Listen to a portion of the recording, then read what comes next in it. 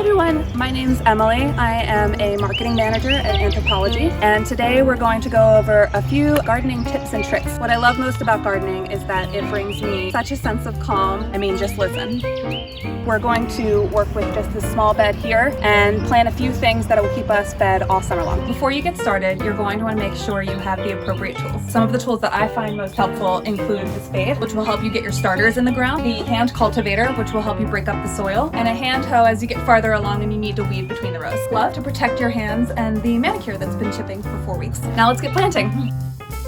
One of the most important things about gardening is making sure that you have good soil. What we like to use here is compost, fruit and vegetable scraps, grass clippings, and then it just breaks down into dirt and it's very nutrient rich.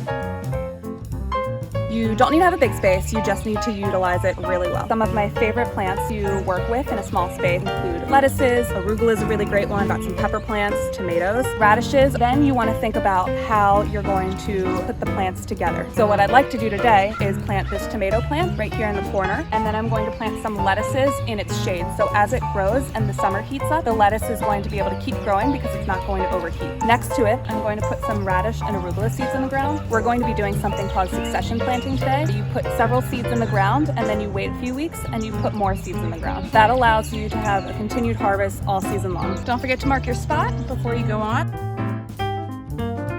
Make sure you're patting them down as you go.